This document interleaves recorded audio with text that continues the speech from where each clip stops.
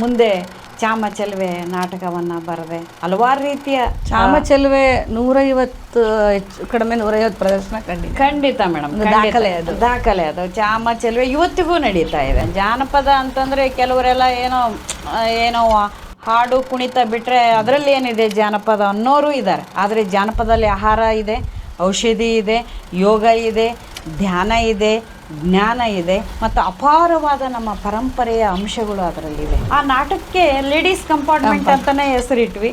ಆಮೇಲೆ ಒಂದು 11 ಜನ ಮಹಿಳೆಯರೆಲ್ಲ ಸೇರ್ಕೊಂಡ್ಬಿಟ್ಟು ಒಂದು ಅರ್ಧ ಗಂಟೆ ನಾಟಕ ಬರೆದೆ. ಅದ್ರ ಜೊತೆಗೆ ಲಾವಣಿನೂ ಬರೆದೆ. ಅದನ್ನು ನಾವು ಮಹಿಳಾ ಶೋಷಣೆ ಹಿನ್ನೆಲೆಯಲ್ಲಿ, ಮಹಿಳೆಯ ಸಬಲೀಕರಣದ ಹಿನ್ನೆಲೆಯಲ್ಲಿ, ಮಹಿಳೆಯ ಒಂದು ಪ್ರಗತಿಯ ಹಿನ್ನೆಲೆಯಲ್ಲಿ ಅದನ್ನು ನಾಟಕವನ್ನು ರೂಪಿಸಿದ್ವಿ.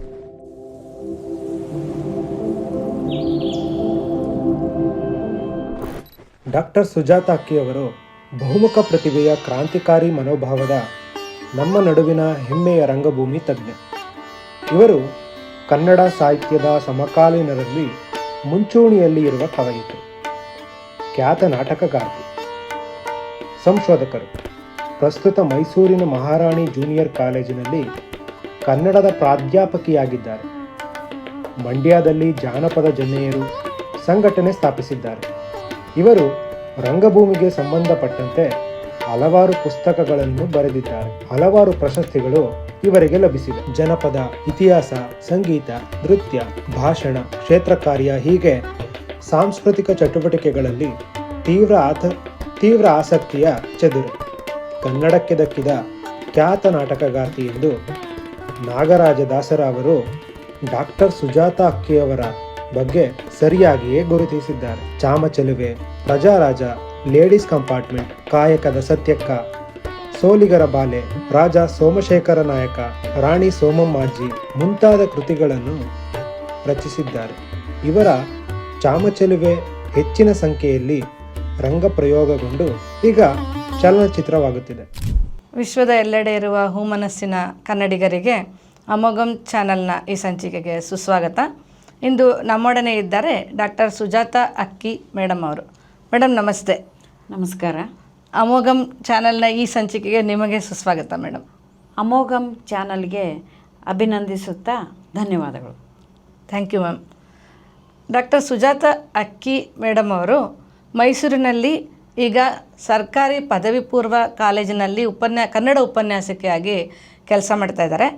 ಇವರು ನಾಟಕಕಾರ್ತಿಯಾಗಿ ಜಾನಪದ ರಂಗದಲ್ಲಿ ಅನೇಕ ವಿಷಯಗಳನ್ನು ಸಂಗ್ರಹ ಮಾಡಿ ಒಬ್ಬ ಬರಹಗಾರ್ತಿಯಾಗಿ ಮತ್ತು ತಾವೇ ನಾಟಕಗಳನ್ನು ರಚಿಸಿ ಸುತ್ತ ಇರುವ ಮಹಿಳೆಯರನ್ನೆಲ್ಲ ಸೇರಿಸಿ ಅವರಿಂದನೂ ನಾಟಕಗಳನ್ನು ಅವರು ಅಭಿನಯಿಸುವ ಹಾಗೆ ಮಾಡಿದ್ದಾರೆ.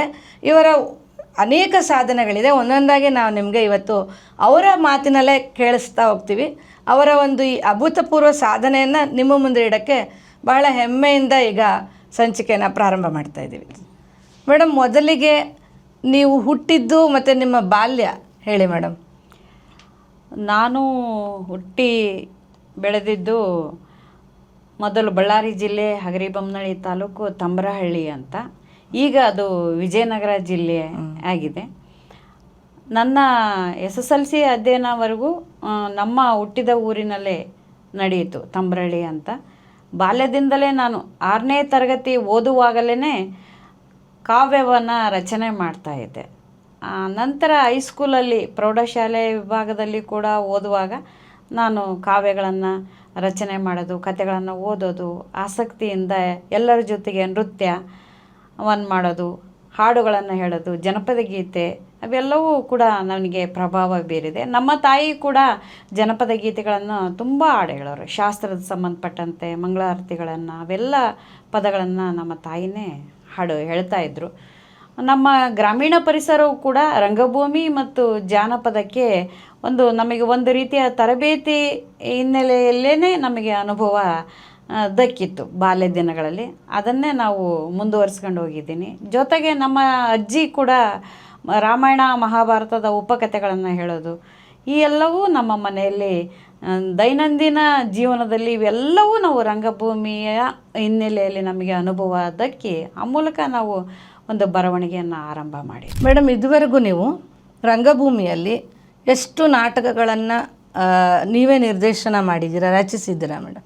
ನಾನು ಅಂದರೆ ಪಿ ಯು ಸಿ ಓದುವ ಸಮಯದಲ್ಲೇ ಪಿತೃಪ್ರೇಮ ಅಂತ ಒಂದು ನಾಟಕವನ್ನು ಬರೆದು ನಮ್ಮೂರಿನಲ್ಲಿ ಓದ್ತಾ ಇರ್ತಕ್ಕಂಥ ಹೈಸ್ಕೂಲ್ ಓದ್ತಾ ಇರ್ತಕ್ಕಂಥ ವಿದ್ಯಾರ್ಥಿನಿಯರಿಗೆ ನಾನೇ ಡೈರೆಕ್ಟ್ ಮಾಡಿ ಗಣೇಶ ಹಬ್ಬದಲ್ಲಿ ನಾವು ಅದನ್ನು ಪ್ರದರ್ಶನ ಕೂಡ ಮಾಡಿಸಿದ್ದೆ, ಪಿತೃಪ್ರೇಮ ಅಂತ. ಆವತ್ತು ನಾಟಕವನ್ನು ನೋಡಿರ್ತಕ್ಕಂಥವ್ರು ಇವತ್ತಿಗೂ ಕೂಡ ಅದನ್ನ ನೆನಪಲ್ಲಿ ಹೇಳ್ತಾರೆ. ನಂತರ ನಾವು ಕಾಲೇಜ್ ಡೇಸಲ್ಲಿ ಒಂದು ಆ್ಯನ್ಯುವಲ್ ಡೇ ಅಲ್ಲೆಲ್ಲ ನಾವೇ ನಾಟಕವನ್ನು ಬರೆಯೋದು, ನಾವೇ ಅಭಿನಯ ಮಾಡೋದು, ಆ ಥರ ಹವ್ಯಾಸಗಳನ್ನು ಕೂಡ ರೂಢಿಸ್ಕೊಂಡಿದ್ವಿ. ಡಿಗ್ರಿಯಲ್ಲಿ ಕೂಡ ಎಲ್ಲ ವುಮೆನ್ಸ್ ಕಾಲೇಜ್ ಬಳ್ಳಾರಿ, ಅಲ್ಲಿ ಕೂಡ ನಾವು ನಾಟಕಗಳನ್ನು ನಾವೇ ರಚನೆ ಮಾಡಿ ಅದನ್ನು ಪ್ರದರ್ಶನ ಮಾಡ್ತಕ್ಕಂಥದ್ದು ಒಂದು ಹವ್ಯಾಸವಾಗಿ ರೂಢಿಸ್ಕೊಂಡು ಬಂದಿರೋದು. ನೀವು ಆವಾಗ ಪ್ರಾರಂಭ ಮಾಡಿದ್ದು ಅದು ಈಗ ಇಷ್ಟುವರೆಗಿನ ಒಂದು ಅಭೂತಪೂರ್ವ ಸಾಧನೆ ಆಗೋಕ್ಕೆ ಕಾರಣ ಆಯಿತು ಅಲ್ವಾ ಮ್ಯಾಮ್? ಅದು ಒಂದು ಬುನಾದಿ ಅಂದರೆ ಒಂದು ನಾವು ಬಾಲ್ಯದಲ್ಲಿ ಮತ್ತು ಅಧ್ಯಯನ ಸಮಯದಲ್ಲಿ ಕಂಡುಕೊಂಡಿರ್ತಕ್ಕಂಥ ಅಂಶಗಳು, ರಂಗಭೂಮಿ ಮತ್ತು ರಂಗಭೂಮಿಯ ಬೆಳವಣಿಗೆ, ನಾಟಕಗಳನ್ನು ಅಧ್ಯಯನ ಮಾಡೋದು, ಆಮೇಲೆ ವಿಶೇಷವಾಗಿ ನಮ್ಮೂರಲ್ಲಿ ಬಯಲಾಟ ಮತ್ತು ಸಾಮಾಜಿಕ ನಾಟಕಗಳು ಪ್ರತಿ ವರ್ಷ ನಮ್ಮೂರು ಬಂಡೆ ರಂಗನಾಥೇಶ್ವರ ಜಾತ್ರೆ ಆಗೋದು ಮಾರ್ಚ್ ತಿಂಗಳಲ್ಲಿ, ಮಾಘ ಮಾಸದಲ್ಲಿ ಆಗುವಾಗ ನಮ್ಮ ಮನೆಯಲ್ಲಿ ನಮ್ಮ ಹಿರಿಯ ಅಣ್ಣ ಕೂಡ ಅಕ್ಕಿ ಶಿವಕುಮಾರ್ ಅಂತ ಅವರು ಕೂಡ ನಾಟಕಗಳನ್ನು ಪ್ರದರ್ಶನ ಮಾಡ್ತಾಯಿದ್ರು. ಮತ್ತು ನಮ್ಮ ಅಜ್ಜ ಬಯಲಾಟ ಕಲಾವಿದ, ನಮ್ಮ ತಂದೆ ಕೂಡ ಬಯಲಾಟ ಮತ್ತು ನಾಟಕಗಳನ್ನು ಪ್ರದರ್ಶನ ಮಾಡಿದಂಥ ಹವ್ಯಾಸಿ ಕಲಾವಿದರು. ಕುರುಕ್ಷೇತ್ರ ನಾಟಕ ಅವತ್ತಿನ ಕಾಲದಲ್ಲಿ ಹೊಸಪೇಟೆಯಲ್ಲಿ ಛಾಯಾ ಸ್ಟುಡಿಯೋದವ್ರನ್ನ ಕರೆಸಿ 60ರ ದಶಕದಲ್ಲಿ ಅದನ್ನು ನಮ್ಮ ಮನೇಲಿ ಫೋಟೋ ಇತ್ತು, ಆ ಫೋಟೋವನ್ನು ನೋಡೋದು, ಬಯಲಾಟದ ಆಭರಣಗಳನ್ನು, ಅವರ ವೇಷಭೂಷಣಗಳನ್ನು ಮತ್ತು ಕಥೆಗಳನ್ನೆಲ್ಲ ಓದೋದು, ರಾಮಾಯಣ ಮಹಾಭಾರತದ ಉಪಕಥೆಗಳನ್ನು ಕೇಳೋದು, ಇವೆಲ್ಲವೂ ಕೂಡ ನಮ್ಮ ರಂಗಭೂಮಿಗೆ ಪ್ರೇರಣೆಯಾಗಿತ್ತು. ನಂತರ ನಾನು ಮೈಸೂರಿಗೆ ಜಾನಪದ MA ಓದಲಿಕ್ಕೆ ಬಂದಾಗ ಇಲ್ಲಿ ಜನಪದ ಕಾವ್ಯಗಳನ್ನು ಅವನ್ನೆಲ್ಲ ಒಂದು ಅಧ್ಯಯನ ವಿಷಯದಲ್ಲಿ ಓದ್ತಾ ಇದ್ವಿ. ನಂತರ ನಾನು ಮೈಸೂರಲ್ಲೇ ನಾನು ಬಂದು ಇಲ್ಲಿ ನೆಲೆ ನಿಂತ ನಂತರ ಏನಾಯಿತು, ಹಲವಾರು ರೀತಿಯ ಜಾನಪದ ಕಾವ್ಯಗಳನ್ನು ಓದಿ ನಾನು ಅಧ್ಯಯನನೇ MA ಜಾನಪದ ಓದಿ PhD ಕೂಡ ಬಳ್ಳಾರಿ ಜಿಲ್ಲೆಯ ರಂಗನಟಿಯರು ಅಂತ ಅಲ್ಲಿ ಕ್ಷೇತ್ರ ಕಾರ್ಯವನ್ನು ಮಾಡಿ ಪ್ರತಿಯೊಬ್ಬ ರಂಗನಟಿಯರ ಮನೆಗಳಿಗೂ ಹೋಗಿ ನಾನು PhDಯನ್ನು ಮಾಡಿದ್ದು ಇದೆ. 2004ರಲ್ಲಿ ಅದು ಅವಾರ್ಡ್ ಆಯಿತು. ನಂತರ ಜಾನಪದದಲ್ಲಿ ಹವ್ಯಾಸಕ್ಕಾಗಿ ನಾವು ಜಾನಪದವನ್ನು ಓದಿ ಆ ಮೂಲಕ ಯಾಕೆ ಇದನ್ನ ನಮ್ಮ ತಾಯಿಯ ಒಂದು ಕಥನಗೀತೆಯನ್ನು ಹೇಳ್ತಾಯಿದ್ರು, ಅದನ್ನು ನಾನು ಮಾದೇವಿ ಅಂತ ಬರೆದೆ. ಒಂದೇ ನಾಟಕಕ್ಕೆ 3 ಅವಾರ್ಡ್ ಬಂದವು. ಆಮೇಲೆ ಹೆಣ್ಣು ಭ್ರೂಣ ಹತ್ಯೆ ಬಗ್ಗೆ 2006ರಲ್ಲಿ ಪಾತ ಅಂತ ನಾಟಕ ಬರೆದಿದ್ದೆ, ಅದು ಸುಧಾ ಪತ್ರಿಕೆಯಲ್ಲಿ ಕೂಡ ಪ್ರಶಸ್ತಿ ಬಂತು. ಹೀಗೆ ಒಂದೊಂದು ಬರವಣಿಗೆ ಮಾಡ್ತಾ ಆ ಬರವಣಿಗೆಗೆ ಪ್ರಶಸ್ತಿ ಬಂದಂತಲ್ಲ, ನನಗನ್ಸಿತು ನನ್ನಲ್ಲಿ ಏನೋ ಒಂದು ಶಕ್ತಿ ಇದೆ ಅಂತ. ಆ ಹಿನ್ನೆಲೆಯಲ್ಲಿ ನಾನು ಮುಂದೆ ಚಾಮಚಲುವೆ ನಾಟಕವನ್ನು ಬರೆದೆ. ಹಲವಾರು ರೀತಿಯ ಚಾಮಚಲುವೆ 150 ಹೆಚ್ಚು ಕಡಿಮೆ 150 ಪ್ರದರ್ಶನ ಕಂಡಿದೆ. ಖಂಡಿತ ಮೇಡಮ್, ದಾಖಲೆ ಅದು. ಚಾಮಚಲುವೆ ಇವತ್ತಿಗೂ ನಡೀತಾ ಇದೆ. ಮುಂದೆ ಈಗ ಉಡುಪಿ, ಮುದ್ರಾಡಿಯಲ್ಲೆಲ್ಲ ಈಗ ಮುಂದಿನ ವಾರದಲ್ಲಿ ಪ್ರದರ್ಶನ ಇದೆ. ಮೈಸೂರಲ್ಲಿ ಚಾಮಚಲುವೆ ಪ್ರದರ್ಶನ ಆಯಿತು. ನಂತರ ಹಲವಾರು ರಂಗತಂಡಗಳು ಕೂಡ ಪ್ರದರ್ಶನವನ್ನು ಚಾಮಚಲುವೆ, ಸೋಲಿಗರ ಬಾಲೆ, ಪ್ರಜಾರಾಜ, ಮಲಯಾಳಿ ಪೆಣ್ಕುಟ್ಟಿ, ಬಯಲಾಟ ಕಿಲಾರದಲ್ಲಿ ಆಯಿತು ಮಂಡ್ಯ ಜಿಲ್ಲೆಯಲ್ಲಿ. ಆಮೇಲೆ ಇದು ಕಾಯಕದ ಸತ್ಯಕ್ಕ ಅಂತ 2016ರಲ್ಲಿ ಬೇಸಿಗೆ ಶಿಬಿರದಲ್ಲಿ 45 ಮಕ್ಕಳು ಸೇರಿ ಕಾಯಕದ ಸತ್ಯಕ್ಕ ನಾಟಕವನ್ನು ಪ್ರದರ್ಶನ ಮಾಡಿದರು. ಆ ಎಲ್ಲ ನಾಟಕಗಳು ಇವತ್ತಿಗೂ ಮೈಸೂರಲ್ಲಿ ಪ್ರದರ್ಶನ ಕಂಡಿವೆ. ವಿಶೇಷವಾಗಿ ರಂಗಯಾನ ಟ್ರಸ್ಟ್ ಮೈಸೂರಿನವರು ಇಂದಿನ ವರ್ಷ ಫೆಬ್ರವರಿ 9, 10, 11ನೇ ತಾರೀಕು ನಾಟಕೋತ್ಸವ, ಡಾಕ್ಟರ್ ಸುಜಾತ ಅಕ್ಕಿ ನಾಟಕೋತ್ಸವ ಅಂತಲೇ ನಾಟಕೋತ್ಸವವನ್ನು ಮಾಡಿದ್ದಾರೆ ಕನ್ನಡ ರಂಗಭೂಮಿಯಲ್ಲಿ. ಇದು ಯಾವ ವರ್ಷ ಮೇಡಮ್ ಮಾಡಿದ್ದಾರೆ?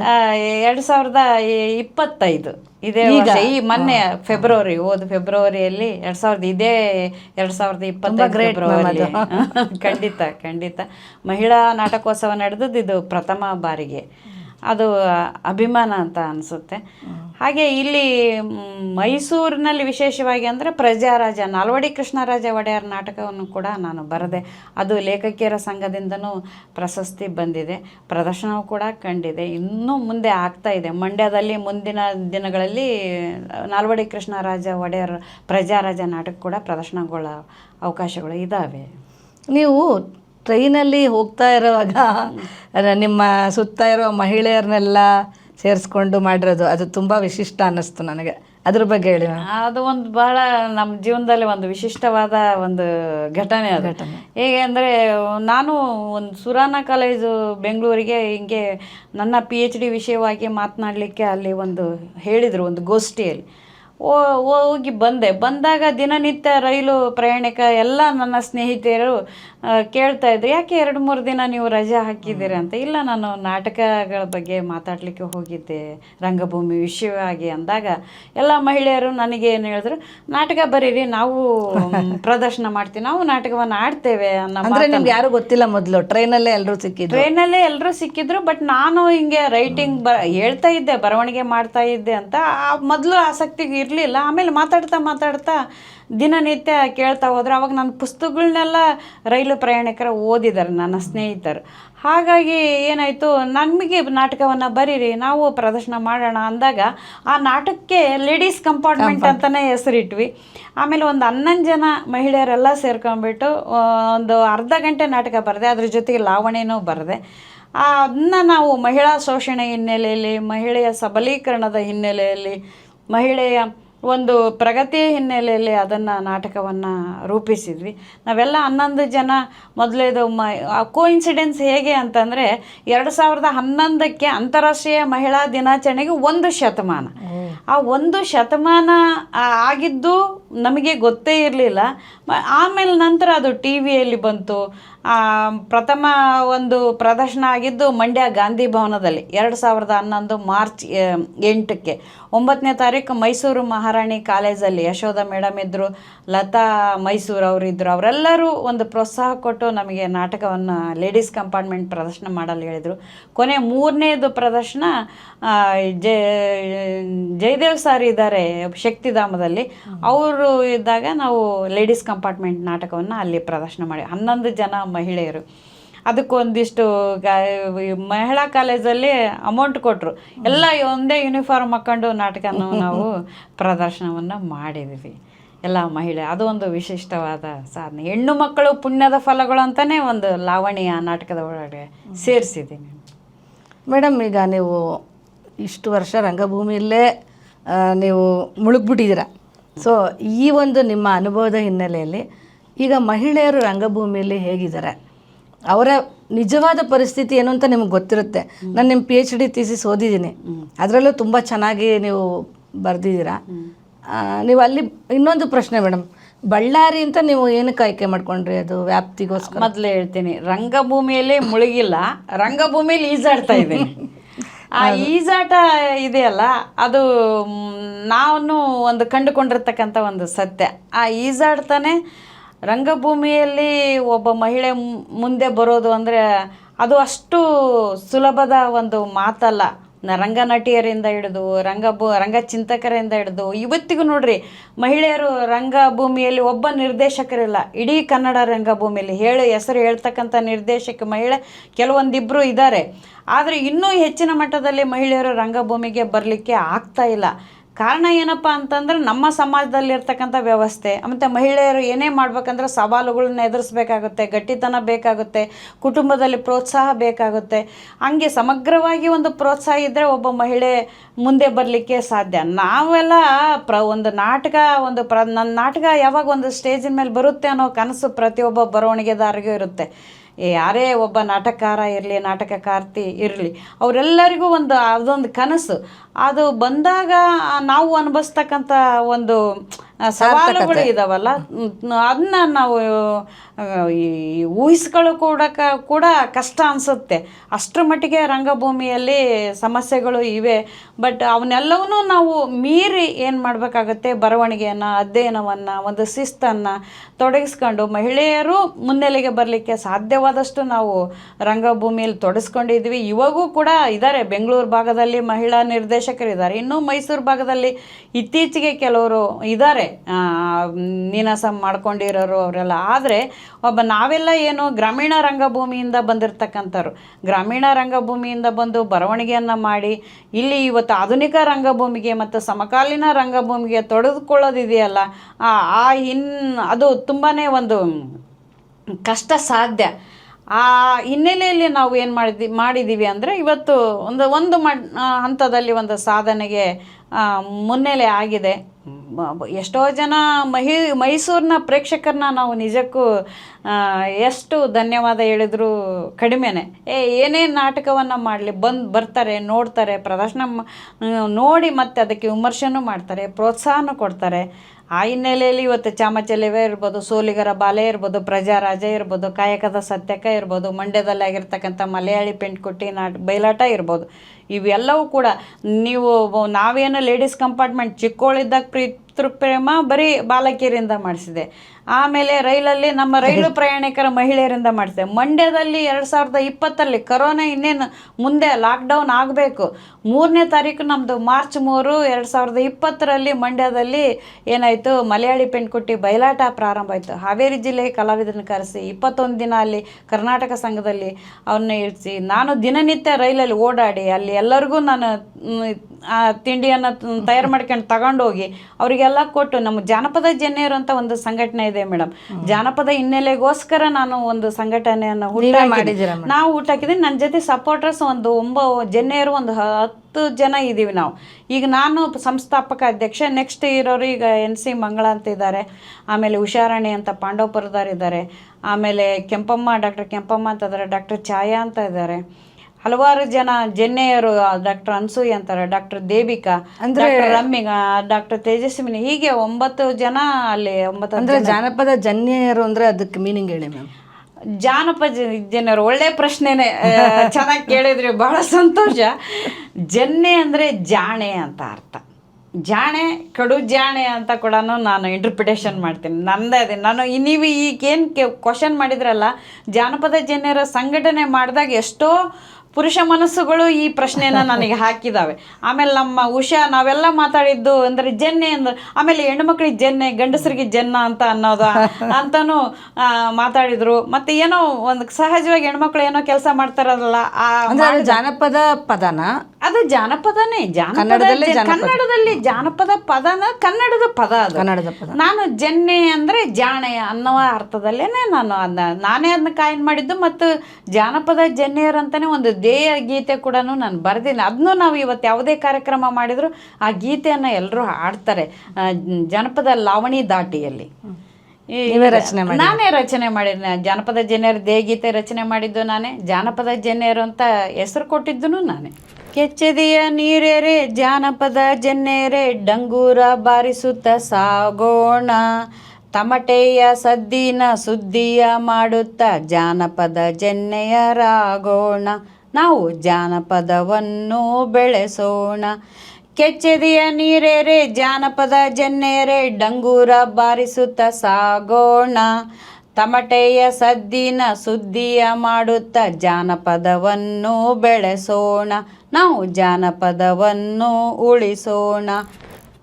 ಅದು ಒಂಥರ ಪ್ರಾಸಬದ್ಧವಾಗಿದೆ ಅಲ್ಲ, ಖುಷಿ ಅನ್ಸುತ್ತೆ ಆ ಹೆಸರು ಕೇಳಿದ್ರೆ. ಏನೋ ಒಂದು ಸಮಥಿಂಗ್ ಸ್ಪೆಷಲ್, ಏನು ಜನ್ನೆ ಅಂದ್ರೆ ಏನು ಅಂತ ಅದೆಲ್ಲ ಕೇಳಿದ್ದಾರೆ ಆ ಸಂದರ್ಭದಲ್ಲಿ. ಈಗೂ ಕೂಡ ನೋಡಿ ಇಲ್ಲಿ ನಮ್ಮಲ್ಲಿ ಜಾನಪದ ಜನ್ಯರಲ್ಲಿ ಇರ್ತಕ್ಕಂಥವ್ರು ಎಲ್ಲರೂ ಒಂದಕ್ಕಿಂತ ಒಂದು ಟ್ಯಾಲೆಂಟ್ ಇರ್ತಕ್ಕಂಥ ಮಹಿಳೆಯರು. ಸಂಘಟನೆಯಲ್ಲಿ ಏನು ಮಾಡ್ತಾ ಇದ್ದೀರಿ? ನಾನು ಸಂಸ್ಥಾಪಕ ಅಧ್ಯಕ್ಷ ಇದ್ದೆ. ಸಂಘಟನೆಯಲ್ಲಿ ಮಾಡ್ತಾ ಇದ್ದೆ ಈ ಗಾದೆಗಳ ಬಗ್ಗೆ, ಒಗಟುಗಳ ಬಗ್ಗೆ ನಾವು ಅವೇರ್ನೆಸ್ ಮೂಡಿಸಿದ್ವಿ. ಏನು ಆ ಪೂರ್ಣ ಗಾದೆನ ಪೂರ್ಣಗೊಳಿಸೋದು, 1 ನಿಮಿಷದ ಎಷ್ಟು ಗಾದೆಗಳನ್ನ ಹೇಳಿದ್ರು ಅಂತ ವಿದ್ಯಾರ್ಥಿಗಳಿಗೆ ಹೇಳೋದು, ಚಿತ್ರ ತೋರಿಸಿ ಗಾದೆ ಮಾತನ್ನ ಹೇಳಿ ಅನ್ನೋದು, ಈ ಥರ ಎಲ್ಲ ನಮ್ಮಲ್ಲಿ ಮಹಿಳೆಯರು, ನಮ್ಮ ಏನು ಜನಪದ ಜನರು ಇವತ್ತಿಗೂ degree college, PU college, high school ಅಲ್ಲೆಲ್ಲ ಹೋಗ್ಬಿಟ್ಟು ಈ ಒಗಟು ಮತ್ತು ಗಾದೆ ಸ್ಪರ್ಧೆನ ಏರ್ಪಾಡು ಮಾಡಿ ಆ ಮೂಲಕ ನಾವು ಭಾಷೆಯನ್ನು ಬೆಳೆಸೋದೇ ನಾವು ಈ ಹಿನ್ನೆಲೆಯಲ್ಲಿ. ಇವತ್ತೆಲ್ಲ ನಾವು ಹೇಳ್ತೇವೆ ಲ್ಯಾಂಗ್ವೇಜ್ ಬೇಕು, ಇಂಗ್ಲೀಷ್ ಇಂಟರ್ನ್ಯಾಷನಲ್ ಲ್ಯಾಂಗ್ವೇಜ್ ಇಲ್ಲ ಅಂತ ಹೇಳೋಕ್ಕಾಗಲ್ಲ. ಅದ್ರ ಜೊತೆಗೆ ನಾವು ಭಾಷೆಯಲ್ಲಿ ಸಶಕ್ತರಾದಾಗ ನಾವು ಪರಭಾಷೆಯನ್ನು ಅರ್ಥ ಮಾಡ್ಕೋತೀವಿ. ನಾವು ಆ ಮಾತೃಭಾಷೆ ಅಂತರಾತ್ಮ ಮುಟ್ಟಿದಷ್ಟು ಪರಭಾಷೆ ಅಂತರಾತ್ಮ ಮುಟ್ಟೋದಿಲ್ಲ. ಮೊದಲು ನಾವು ಕನ್ನಡವನ್ನು ಸರಿಯಾಗಿ ಕಲಿತ್ರೆ ಬೇರೆ ಭಾಷೆಯನ್ನು ನಾವು ಆ ಮೂಲಕ ಕಲೀಲಿಕ್ಕೆ ಸಾಧ್ಯತೆ ಇದೆ. ಹಾಗೆ ಗಾದೆ ಒಗಟುಗಳನ್ನು ಬಿಡಿಸೋದು ಮತ್ತು ತ್ರಿಪದಿಗಳನ್ನು ಆಡೋದು, ವಿಶೇಷವಾಗಿ ಮಹಿಳೆಯ ಪ್ರಧಾನ ಮತ್ತು ಮಹಿಳೆಗೆ ಉತ್ತೇಜನ ನೀಡ್ತಕ್ಕಂಥ ಒಂದು ತ್ರಿಪದಿಗಳನ್ನು ಕೂಡ ಹಾಡಲಿಕ್ಕೆ ನಾವು ಉತ್ತೇಜನವನ್ನು ನೀಡ್ತೀವಿ.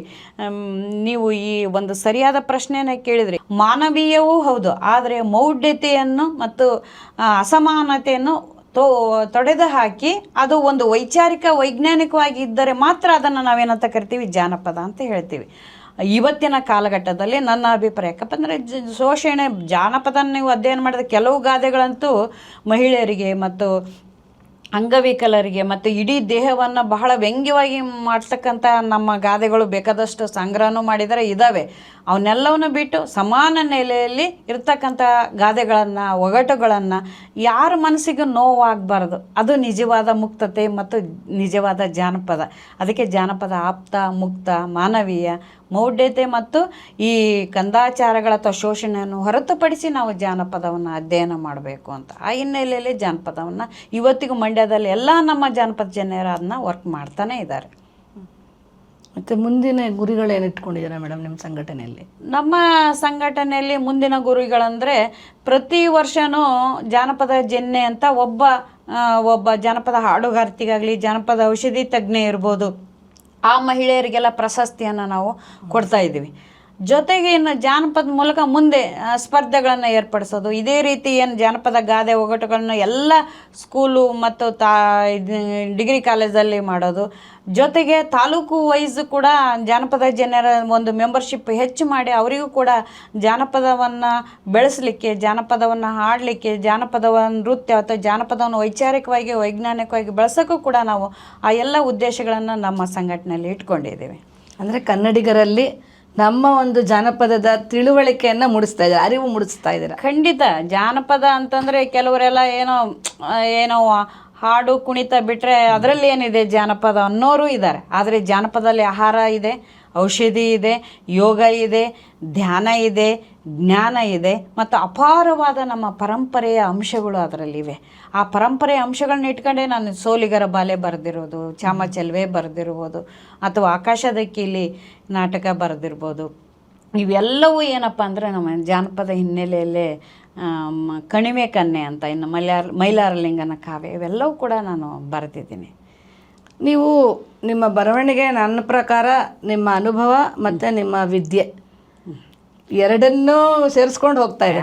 ಖಂಡಿತ ಮೇಡಮ್. ಯಾವುದೇ ಒಬ್ಬ ಬರಹಗಾರ ಇರ್ಬೋದು, ಅವರು ಬರವಣಿಗೆ ಮತ್ತು ಅನುಭವಕ್ಕೆ ದಕ್ಕಿರ್ತಕ್ಕಂಥದ್ದು ಮತ್ತು ಯಾವುದು ಸರಿ ಯಾವುದು ತಪ್ಪು, ನಾವು ಸಮಾಜಕ್ಕೆ ಏನನ್ನು ಕೊಡಬೇಕು, ಸಮಾಜವನ್ನು ಈಗ ನೋಡ್ರಿ, ಸಮಾಜವನ್ನು ಯಾವ ಮಟ್ಟದಲ್ಲಿ ನಾವು ಬೆಳೆಸ್ಬೇಕನ್ನೋದು ಪ್ರತಿಯೊಬ್ಬ ನಾಗರಿಕರ ಹೊಣೆಗಾರಿಕೆ. ಅದು ಆ ಹೊಣೆಗಾರಿಕೆ ಹಿನ್ನೆಲೆಯಲ್ಲಿ ನಾವು ಜಾನಪದನ್ನು ಅಥವಾ ಈ ರಂಗಭೂಮಿಯನ್ನು, ನಾಟಕಗಳನ್ನು ನಾವು ರಚನೆ ಮಾಡ್ತಾ ಇರೋದು. ರಂಗಭೂಮಿ ಅಂತಂದರೆ ಒಂದು ಮನುಷ್ಯನ ಜೀವನದ ಒಂದು ಪ್ರತಿಬಿಂಬ. ಎಲ್ಲ ಹಿರಿಯರು ಹೇಳೋದು, ಹಿರಿಯ ನಾಟಕಕಾರರು ಪ್ರಪಂಚದಲ್ಲೇ ಶೇಕ್ಸ್ಪಿಯರ್ನಂಥ ನಾಟಕಕಾರ ಹೇಳೋದು, ಜೀವನದ ಪ್ರತಿಬಿಂಬವೇ ರಂಗಭೂಮಿ ಅಂತ. ಮತ್ತು ರಂಗಭೂಮಿಯಿಂದ ನಾವು ನೈತಿಕ ಮೌಲ್ಯಗಳನ್ನು ಹೇಳ್ತಾ ಒಂದು ಶಿಷ್ಟ ರಕ್ಷಣೆ, ದುಷ್ಟ ಶಿಕ್ಷೆ ಅನ್ನೋದನ್ನು ನಾವು ರಂಗಭೂಮಿ ಮೂಲಕನೇ ನಾವು ತೋರಿಸ್ತೇವೆ. ಇಡೀ ಪ್ರಪಂಚದ ಎಲ್ಲ ನಾಟಕರು, ಎಲ್ಲ ವಿದ್ವತ್ ಜನಗಳು ಆಯಾ ಇದರಲ್ಲಿ ನಾಟಕಗಳನ್ನು ಬೆಳೆಸೋದು ಮತ್ತು ಆ ಮೂಲಕ ಪ್ರದರ್ಶನ ಮಾಡಿ ಸಮಾಜಕ್ಕೆ ಅರಿವನ್ನು ಮೂಡಿಸೋದು ಕೂಡ ಪ್ರತಿಯೊಬ್ಬ ರಂಗಕರ್ಮಿಯ ಕರ್ತವ್ಯ ಅಂತ ಕೂಡ ನಾನು ಇಲ್ಲಿ ಹೇಳಲಿಕ್ಕೆ ಬಯಸ್ತೇನೆ.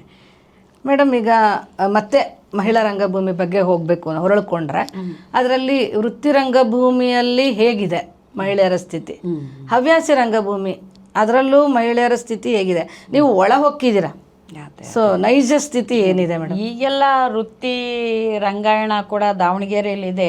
ವೃತ್ತಿಯಲ್ಲಿ ನಟಿಯರು, ರಂಗಭೂಮಿಯಲ್ಲಿ ಮಹಿಳೆಯರು ಹಿಂದೆ ಈ ಒಂದು 20 ವರ್ಷದ ಕೆಳಗಡೆ ಪ್ರತಿಯೊಬ್ಬರು ಒಂದು ವೃತ್ತಿ ನಟಿಯರಾಗಿದ್ದರು. ಯಾಕೆ ಆಗಿದ್ರು ಅಂತಂದರೆ, ಅಲ್ಲಿ ಕೆಳವರ್ಗದಲ್ಲಿ ಅವತ್ತಿನ ಕಾಲದಲ್ಲಿ ಮಹಿಳೆಯನ್ನು ಯಾವುದೋ ದೃಷ್ಟಿಯಿಂದ ನೋಡ್ತಕ್ಕಂಥ ಒಂದು ಸಮಾಜ ನಮ್ಮದು ಇತ್ತು.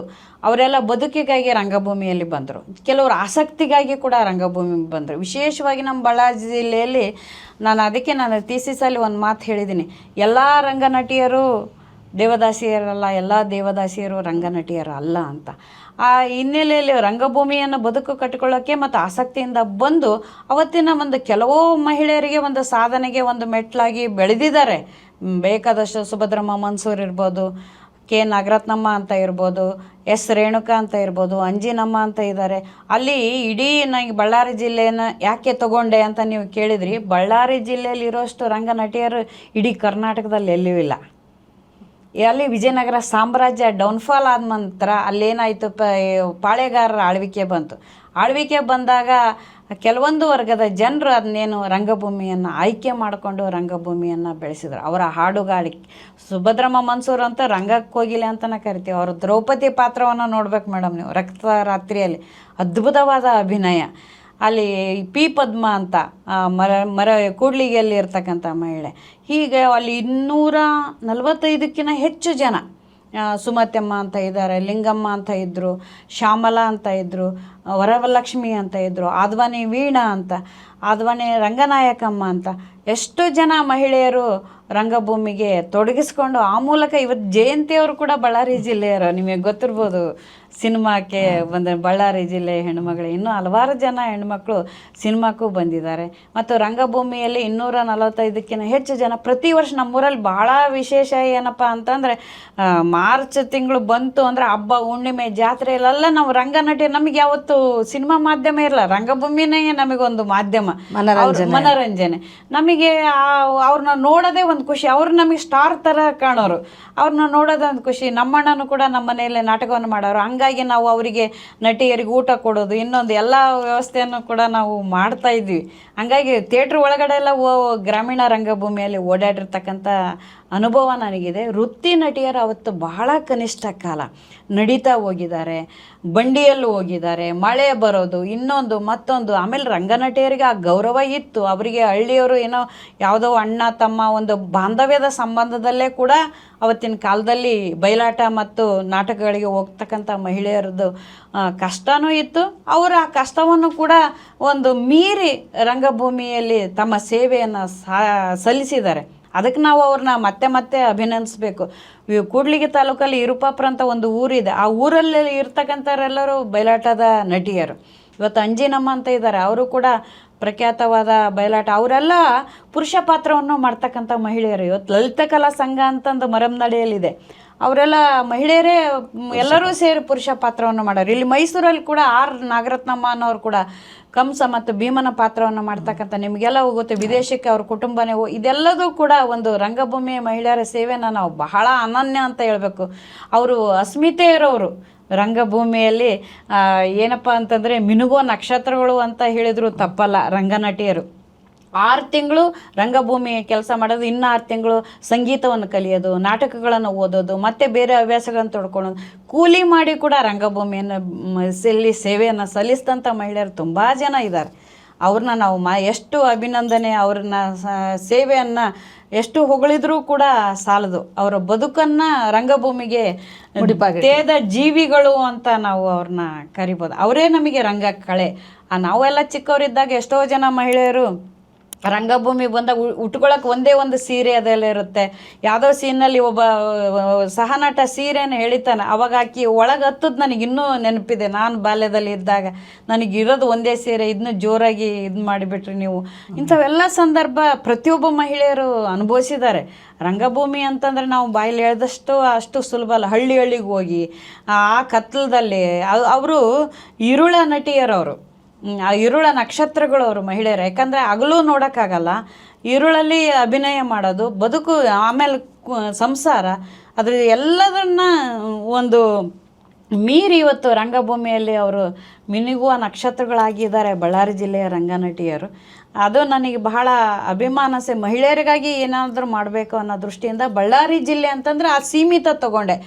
ಅಲ್ಲೇ ಬಹಳ ಜನ ನಟಿಯರಿದ್ದಾರೆ. ಮರಮ್ನಳ್ಳಿ ಅನ್ನೋ ಊರಲ್ಲಿ ಒಂದು ಮನೆಗೂ ನಟಿಯರು. ಎನ್ ಯಶೋಧ ಅಂತ ಇದ್ಲು, ಅಂಜಿನಮ್ಮ ಅಂತ ಇದ್ದರು, ಇವತ್ತಿಗೂ ಸರ್ವಮಂಗಳ, ಬಹಳ ಜನ ಇದ್ದಾರೆ. ಕೂಡ್ಲಿಗಿಯಲ್ಲಿ, ಮರಮ್ನಳ್ಳಿಯಲ್ಲಿ, ಅಲ್ಲೇ ಒಂದು ಮನೆಗೂ ನೀವು ಯಾರಿಗೆ ಕಲ್ಲೆಸಿರಿ ಅದು ಕಲಾವಿದ್ರ ಮನೆಗೆ, ರಂಗನಟಿಯರ ಮನೆಗೆ ಹೋಗುತ್ತೆ. ಅದು ಆ ಥರ ಅಲ್ಲಿ ನಟಿಯರಿದ್ದಾರೆ. ಹೊಸಪೇಟೆಯಲ್ಲಿದ್ದಾರೆ, ಬಳ್ಳಾರಿಯಲ್ಲಿದ್ದಾರೆ. ಇದಕ್ಕೆ ನಾನು ಬಳ್ಳಾರಿ ಅಂತಲೇ ನಾವು ಅವಾಗ ಬಳ್ಳಾರಿ ಜಿಲ್ಲೆ ನಮ್ಮದು, ಬಳ್ಳಾರಿ ಜಿಲ್ಲೆಯ ರಂಗನಟಿಯರು ಅಂತಲೇ ನಾನು ತೆಗೆದುಕೊಂಡೆ. ಮೈಸೂರಿನಲ್ಲಿ ಹೇಗಿದ್ದಾರೆ ಮೇಡಮ್ ರಂಗನಟಿಯರು? ಮೈಸೂರಿನಲ್ಲಿ ನಿರ್ದೇಶಕಿಯರಿರ್ಬೋದು, ಮೈಸೂರಿನಲ್ಲಿ ಮಹಿಳೆಯರು ಹೇಗೆ ರಂಗಭೂಮಿಯಲ್ಲಿ ತೊಡಗಿಕೊಂಡಿದ್ದಾರೆ? ಮೈಸೂರಲ್ಲಿ ಅಲ್ಲಿ ವೃತ್ತಿ ನಟಿಯರು ಹಿಂದೆ ನಮ್ಮ ಹವ್ಯಾಸಿ, ಅವ್ರ ಸ್ನೇಹಿತರೆಲ್ಲರೂ ಇದ್ರು. ಇಲ್ಲಿ ಹವ್ಯಾಸಿ ಬರುತ್ತೆ. ಇವರು ಮಾಲ್ತಿಶ್ರೀ ಮೈಸೂರು, ಅವರು ಕೂಡ ಇವತ್ತು ಪ್ರಖ್ಯಾತ ನಟಿಯಾಗಿ ಇವತ್ತು ಧಾರಾವಾಹಿ ಮತ್ತು ಸಿನಿಮಾಗಳಲ್ಲಿ ಕೂಡ ಮಾಡಿದ್ದಾರೆ. ಅವರು ಅರಿಶಿಣಗೋಡಿ ಅವರ ಕಂಪ್ನಿಯಲ್ಲೇ ಎಷ್ಟೋ ವರ್ಷ ಇದ್ದರು. ಆ ವರ್ಷದಲ್ಲಿ ಇಲ್ಲಿ ಮೈಸೂರಲ್ಲಿ ರಾಜರ ಒಂದು ಆಶ್ರಯ ಇತ್ತು. ಹಾಗಾಗಿ ಸ್ವಲ್ಪ ಕಷ್ಟಗಳು ಈ ಭಾಗದ ಜನರಿಗೆ ಕಡಿಮೆನೆ. ಯಾಕಂದರೆ ನಾಲ್ವಡಿ ಕೃಷ್ಣರಾಜ ಒಡೆಯರ್ ಅಂತ ಅಥವಾ ಒಡೆಯರ ಮನೆತನದ ಎಲ್ಲ ರಾಜರು ಕೂಡ ಸಾರ್ವಜನಿಕಕ್ಕೆ ಅವರು ಕೊಡುಗೆಯನ್ನು ನೀಡಿದಷ್ಟು ಇನ್ನು ಮಹಾರಾಜರು ನೀಡಿಲ್ಲ ಅಂತ ಅನ್ನೋ ಮಾತು ಕೂಡ ನಮ್ಮಲ್ಲಿ ಇದೆ. ಮೇಡಮ್, ನೀವು ಕನ್ನಡಕ್ಕೋಸ್ಕರ ಹೋರಾಡಬೇಕು, ಕನ್ನಡ ಭಾಷೆಗೋಸ್ಕರ ಅಂತಲೇ ಒಂದು ಟ್ರಸ್ಟ್ ಮಾಡಿದ್ದೀರಾ, ಕರ್ನಾಟಕ ಏಕೀಕರಣ ಟ್ರಸ್ಟ್. ಅದ್ರ ಬಗ್ಗೆ ಹೇಳಿ ಮ್ಯಾಮ್. ಕನ್ನಡಕ್ಕಾಗಿ ನಾನು ನನಗೆ ಸೋಲಿಗರ ಬಾಲೆಗೆ 2016ರಲ್ಲಿ ಪ್ರಶಸ್ತಿ ಬಂದಿತ್ತು, ರತ್ನಮ್ಮ ಹೆಗಡೆ ಪ್ರಶಸ್ತಿ. 2 ಪ್ರಶಸ್ತಿ ಬಂದೆ, ಒಂದು ಸೋಲಿಗರ ಬಾಲೆ, ಇನ್ನೊಂದು ಆಕಾಶದ ಕೀಲಿ ಅಂತ. ಸೋಲಿಗರ ಬಾಲೆ ಪ್ರಶಸ್ತಿ ಬಂದಾಗ ನಾನು ಎಲ್ಲಿಗೂ ಆಲ್ರೆಡಿ ನಾನು ಕರ್ನಾಟಕ ಏಕೀಕರಣದ ಬಗ್ಗೆ ನಾಟಕವನ್ನು ಬರಿತಾ ಇದ್ದೆ. ಹಾಗೆ ಬರೆಯುವಾಗ ಈ ಪ್ರಶಸ್ತಿ ಬಂತು. ಕರ್ನಾಟಕ ಏಕೀಕರಣ ವಿದ್ಯಾವರ್ಧಕ ಸಂಘ ಇದೆ, ಆ ಸಂಘಕ್ಕೆ ಧಾರವಾಡಕ್ಕೆ ನನಗೆ ಇನ್ವೈಟ್ ಮಾಡಿದರು. ಹೋದಾಗ ಪಾಟೀಲ್ ಪುಟ್ಟಪ್ಪನವರು ಇದ್ದರು. ಪಾಟೀಲ್ ಪುಟ್ಟಪ್ಪನವರು ಇದ್ದಾಗ ಹೀಗೆ ಮಾತಾಡ್ಸುವಾಗ ಅವ್ರ ಜೊತೆ ಎಲ್ಲ ಫೋಟೋ ತೆಗೆಸ್ಕೊಂಡು ಮಾತಾಡುವಾಗ, ಅಪ್ಪ ನಾನು ಕರ್ನಾಟಕ ಏಕೀಕರಣ ಬಗ್ಗೆ ನಾಟಕ ಬರೆದೀನಿ ಅಂತ ಹೇಳಿದೆ. ಹೇಳಿದ ತಕ್ಷಣ ಅವರು, ನಿಮ್ಮದು ಯಾವೂರಕ್ಕೆ ನೀನು ಅಂತ ಹೇಳಿದರು. ನಾನು ಇಲ್ಲ ಮೈಸೂರು ಅಂತ ಹೇಳಿದ ತಕ್ಷಣ ಹೌದಾ ಅಂದರು. ಆಮೇಲೆ ಇಲ್ಲ ನಾನು ಹುಟ್ಟಿ ಬೆಳೆದಿದ್ದೆಲ್ಲ ಬಳ್ಳಾರಿಯಲ್ಲಿ. ಅವಾಗ ಒಂದು ಮಾತು ಹೇಳಿದರು, ನೀವು ಬಳ್ಳಾರಿಯವರು ಆಗಿದ್ದಕ್ಕೆ ಮಾತ್ರ ಏಕೀಕರಣದ ಬಗ್ಗೆ ನೀವು ನಾಟಕ ಬರೆಯೋಕ್ಕೆ ಸಾಧ್ಯ ಆಗಿದೆ, ಮೈಸೂರವರಾಗಿದ್ದರೆ ಬರೀತಿರ್ಲಿಲ್ಲ. ಯಾಕಂತಂದರೆ ಪುಟ್ಟಪ್ಪನವರು, ಕುವೆಂಪು ಅವರು ಬಾರಿಸು ಕನ್ನಡ ಡಿಮ್ ಡಿಮವು ಅಂತ ಬರೆದವ್ರವರು, ಬಾರಿಸಿದವರು ಉತ್ತರ ಕರ್ನಾಟಕದವರು ಅಂತ ಅಂದರು.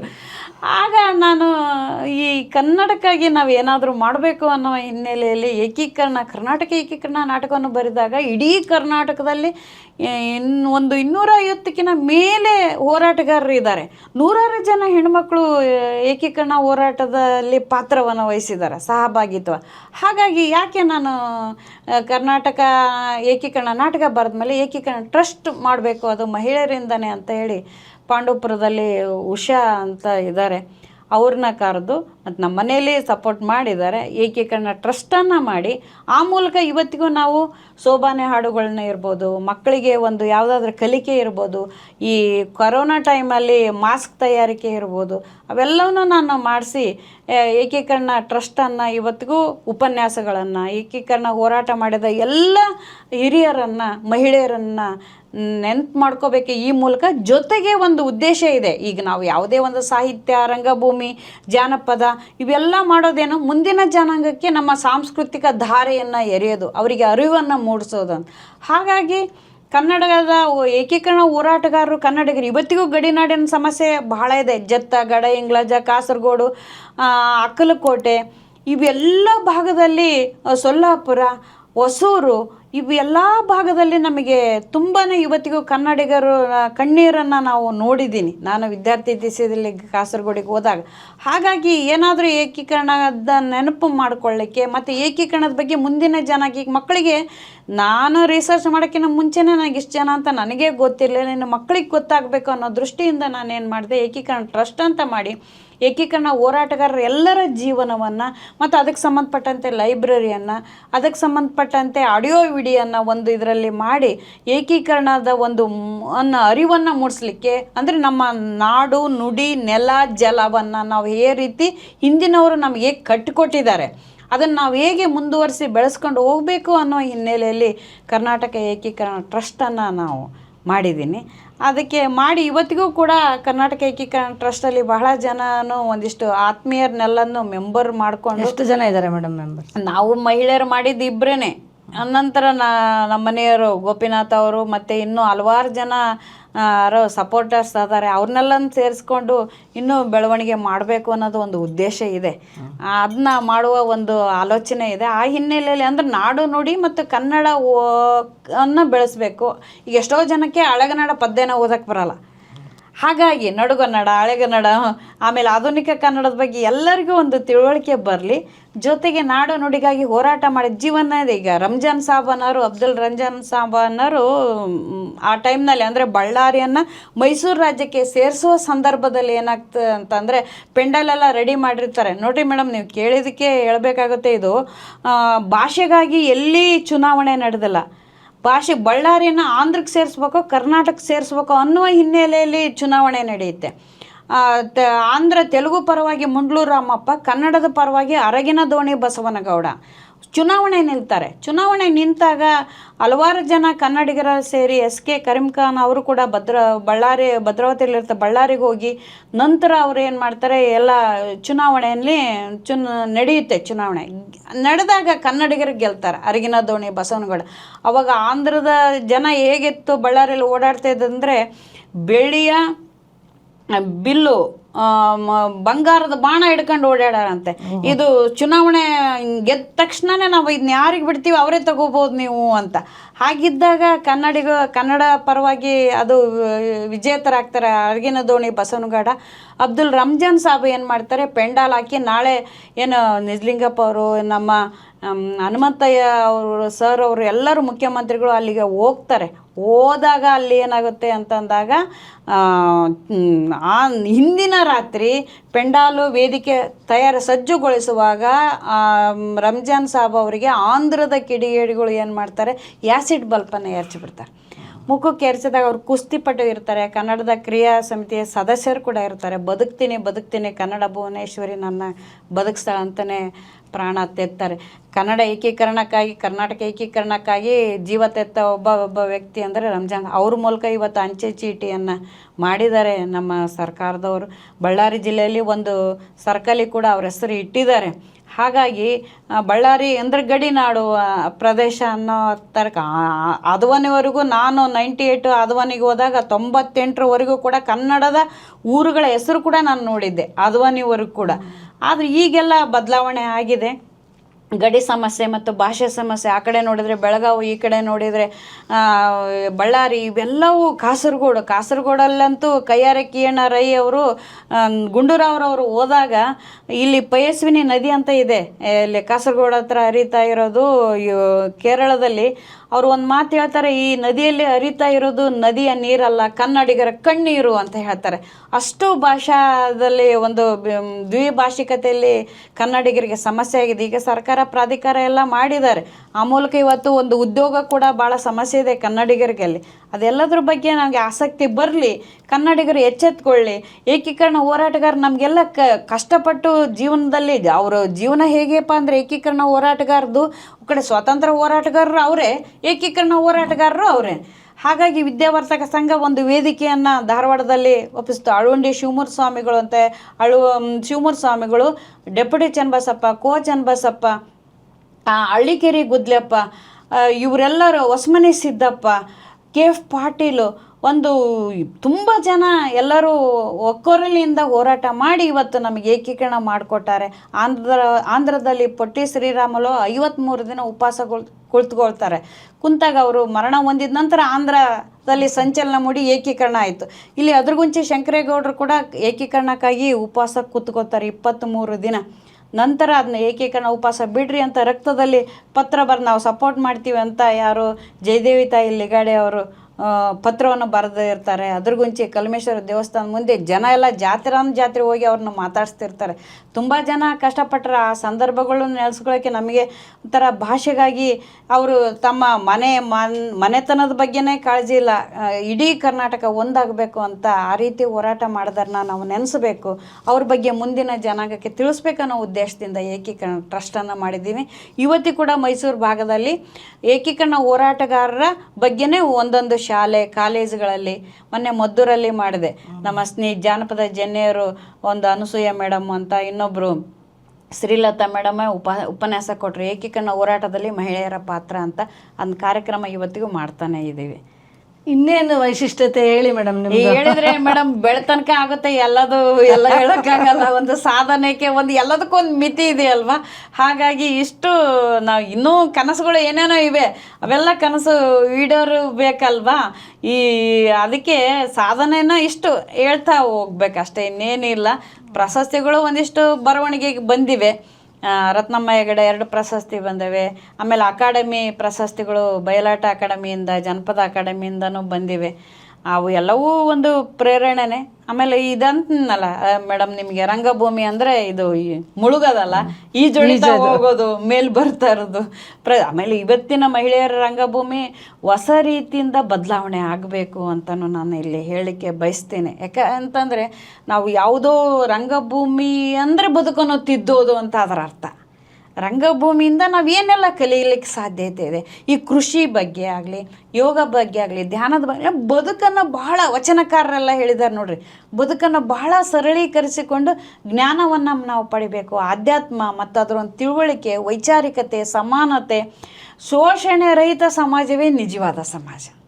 ಯಾರೇ ಆಗಲಿ ಎಲ್ಲರೂ ಸಮಾನರು, ಎಲ್ಲರೂ ಅವರವರ ಶಕ್ತಿ ಸಾಮರ್ಥ್ಯ ತಕ್ಕಂತೆ ಎಲ್ಲ ರಂಗಗಳಲ್ಲಿ ಬೆಳೀಲಿ. ಆದರೆ ಮನುಷ್ಯ ನಾವು ಹೇಗೆ ಬೆಳಿಬೇಕಂದ್ರೆ ಒಂದು ತಂಡದ ಒಂದು ಬೆಳವಣಿಗೆ ಆಗಬೇಕು, ಒಂದು ಟೀಮ್ ವರ್ಕ್. ಒಬ್ಬ ವ್ಯಕ್ತಿಯಿಂದ ಸಮಾಜ ಎಂದೂ ಅಲ್ಲ, ಸಮಾಜ ಎಲ್ಲವರನ್ನೂ ಒಳಗೊಂಡಿದ್ದು ತಂಡೋಪತಂಡವಾಗಿ. ಯಾಕೆ ವಚನ ಸಾಹಿತ್ಯ ಇವತ್ತಿಗೂ ಅಷ್ಟು ಪ್ರಖರವಾಗಿ ಅಷ್ಟು ಬೆಳಕಿಗೆ ಬಂತು ಅಂತಂದರೆ ಅಲ್ಲಿ ಒಂದು ತಂಡದ ಕಾರ್ಯ ಇತ್ತು. ಅಲ್ಲಿ ಯಾವ ಜಾತಿ, ಧರ್ಮ, ಕುಲ, ಯಾವ ವ್ಯತ್ಯಾಸ, ಹೆಣ್ಣು ಗಂಡು ಯಾವ ತಾರತಮ್ಯಗಳು ಇರಲಿಲ್ಲ. ಸಮಾನತೆಯಿಂದ ಅವರು ಒಂದು 20 ವರ್ಷಗಳ ಕಾಲ ವಚನಕಾರರು. ಇವತ್ತಿಗೂ ಒಂದೊಂದು ವಚನಗಳು ಕೂಡ ಒಂದು ಜ್ಞಾನ ದೀವಿಗೆ ಅವು. ಆ ಹಿನ್ನೆಲೆಯಲ್ಲಿ ನಾವು ಕನ್ನಡವನ್ನು ಮತ್ತು ಜಾನಪದವನ್ನು, ರಂಗಭೂಮಿಯನ್ನು ಜೀವಂತವಾಗಿಟ್ಟು ಆ ಮೂಲಕ ಜೀವನದ ಕೊನೆಯವರೆಗೂ ಸೇವೆ ಮಾಡಬೇಕು ಅಂತ ಒಂದು ಹೀಗೆ ಬಂದಿದ್ದೀವಿ. ಮಾಡ್ತಾ ಹೋಗೋದು ಪ್ರತಿಯೊಬ್ಬರ ಕರ್ತವ್ಯ ಅಂತ ಇಲ್ಲಿ ಹೇಳಲಿಕ್ಕೆ ಬಯಸ್ತೀನಿ ಮೇಡಮ್. ನಿಮ್ಮ ನಾಟಕಗಳು ಬೇರೆ ಭಾಷೆಗೂ ಅನುವಾದಗೊಂಡಿದೆಯಲ್ಲ ಮೇಡಮ್, ಅದರ ಬಗ್ಗೆ ಹೇಳಿ. ಅನುವಾದ ಆಗಿರುವ ನಾಟಕಗಳು ಈಗಿಲ್ಲ, ಈಗಿನೂ ಚಾಮಚಲವೆಯನ್ನು ಮಾಡ್ತಾ ಇದ್ದಾರೆ. ಕೆಲವು ನಮ್ಮ ಪೊಯಮ್ಸ್ ಕವನ ಸಂಕಲನ 4 ಇವೆ. ಕೆಲವು ಕವನಗಳನ್ನು ಇಂಗ್ಲೀಷಿಗೆ ಟ್ರಾನ್ಸ್ಲೇಟ್ ಮಾಡ್ತಾ ಇದ್ದಾರೆ. ಲೇಡೀಸ್ ಕಂಪಾರ್ಟ್ಮೆಂಟ್ ಅಂತ ನೀವು ಕೇಳಿದ್ರಲ್ಲ, ಅದು ನಮ್ಮ ಕೊಲಿಗೆ ಒಬ್ಬರು ಕಾವ್ಯ ಅಂತಂದು ಇಂಗ್ಲೀಷ್ ಲೆಕ್ಚರರ್, ಅವರು ಮಾಡ್ತಾ ಇದ್ದಾರೆ. ಚಾಮಚಲವೆನೂ ಇದು ಚಾಮಚಲವೆ ತಮಿಳಿಗೆ, ಲೇಡೀಸ್ ಕಂಪಾರ್ಟ್ಮೆಂಟು ಮತ್ತು ನಮ್ಮ ಪೊಯಮ್ಸ್, ನನ್ನ ಕವನ ಸಂಕಲನಗಳು ಇಂಗ್ಲೀಷಿಗೆ ಮಾಡ್ತಾ ಇದ್ದಾರೆ. ಇಲ್ಲಿಯವರೆಗೆ ತಮ್ಮ ಜೀವನದ ಪ್ರತಿಯೊಂದು ಕ್ಷಣವನ್ನು ಕನ್ನಡಕ್ಕೋಸ್ಕರ ಯಾವ ರೀತಿ ನಾನು ಉಪಯೋಗಿಸಿಕೊಳ್ಳಬಲ್ಲೆ ಅಂತ ಚಿಂತಿಸಿಕೊಂಡು ಅದನ್ನು ಕಾರ್ಯರೂಪಕ್ಕೆ ತರ್ತಾ ಇರೋ ನಮ್ಮ ಸುಜಾತ ಅಕ್ಕಿ ಮೇಡಮ್ ಅವರು ಬಹಳ ಚೆನ್ನಾಗಿ ಮಾತಾಡಿದ್ದಾರೆ. ಅವರ ಅನುಭವಗಳನ್ನು ಪ್ರತಿಯೊಬ್ಬ ಕನ್ನಡಿಗನೂ ಬಹಳ ಹೆಮ್ಮೆಯಿಂದ ತಾನು ಅನುಭವಿಸ್ತಾನೆ ಅಂತ ನಾನು ಅಂದ್ಕೊಳ್ತೀನಿ. ಈ ಒಂದು ಸಂಚಿಕೆಯನ್ನು ಹೆಮ್ಮೆಯಿಂದ ನಿಮಗೆ ಅರ್ಪಿಸ್ತೀವಿ. ಇಲ್ಲಿಯವರೆಗೂ ನಮ್ಮ ಜೊತೆ ಅವರ ಅಮೂಲ್ಯ ಸಮಯವನ್ನು ಕಳೆದಿರುವ ಸುಜಾತ ಅಕ್ಕಿ ಮೇಡಮ್ ಅವರಿಗೆ ನನ್ನ ಪರವಾಗಿ ಮತ್ತು ವೀಕ್ಷಕರ ಪರವಾಗಿ ಧನ್ಯವಾದಗಳನ್ನ ಅರ್ಪಿಸ್ತೀನಿ. ಧನ್ಯವಾದಗಳು ಮೇಡಮ್. ಮಣಿಶ್ರೀ ಮೇಡಮ್, ನಿಮಗೂ ಮತ್ತು ನಿಮ್ಮ ಅಮೋಘಂ ಚಾನಲ್ವರೆಗೂ, ನಿಮ್ಮ ಎಲ್ಲ ಸಿಬ್ಬಂದಿಗಳು, ಎಲ್ಲ ಸಹಾಯಕರಿಗೂ ಕೂಡ ಇಲ್ಲಿ ಧನ್ಯವಾದಗಳನ್ನ ಹೇಳಲಿಕ್ಕೆ ಬಯಸ್ತೇನೆ. ಧನ್ಯವಾದಗಳು. ನಮ್ಮ ಈ ಸಂಚಿಕೆ ನಿಮಗೆ ಇಷ್ಟವಾಗಿದ್ದಲ್ಲಿ ನೀವೆಲ್ಲರೂ ನಮ್ಮ ಅಮೋಘಂ ಚಾನಲ್ನ ಎಲ್ಲ ಸಂಚಿಕೆಗಳನ್ನು ನೋಡಿ ಈ ಸಂಚಿಕೆಯನ್ನು ಲೈಕ್ ಮಾಡಿ, ಶೇರ್ ಮಾಡಿ, ಕಮೆಂಟ್ ಮಾಡಿ ಮತ್ತು ನಮ್ಮ ಚಾನಲ್ಗೆ ಸಬ್ಸ್ಕ್ರೈಬ್ ಮಾಡಿ ಅಂತ ಕೇಳ್ಕೊಳ್ತೀನಿ.